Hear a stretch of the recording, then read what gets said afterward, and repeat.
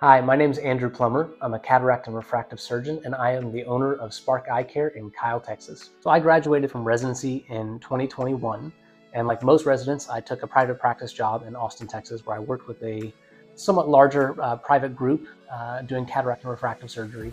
And it was great. I enjoyed it. I was able to take good care of patients, but there were certain things that I wasn't prepared for in terms of entering the private practice world straight out of residency. Things about contract negotiation that I didn't notice or pick up on, and just things about the work-life balance that weren't quite what I thought they would be.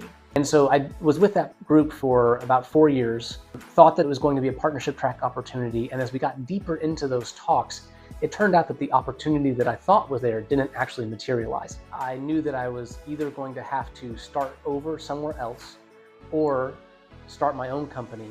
And I looked around at the different resources and options available. There's lots of consulting companies, but I had at least talked to IPP in the past when I was in residency. And so I reconnected with Dr. Choi and Dr. Oloju and saw how they were able to completely customize their practice the exact way that they wanted.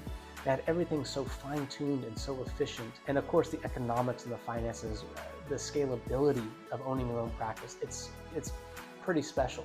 And so being able to find a company that was organized by ophthalmologists who had been where I was, who had been through the things that I had been through, it made it so much easier for me to know that I wasn't going to make big mistakes when I started my own practice. That I was going to be able to at least get the big things right the first time. So the value proposition from IPP that was so attractive to me was having all of the friction or pain points in the setup process streamlined, so that I had an organization that had been through the startup process and knew how to get a new doctor credential, knew what licensing, what regulations you had to go through.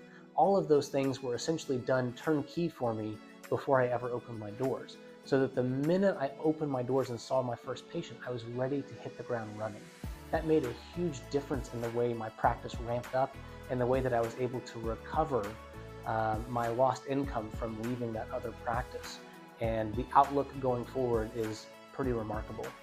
Since I've started my own practice, I've had a lot of co-residents and friends reach out to me to figure out what the solo experience is really like.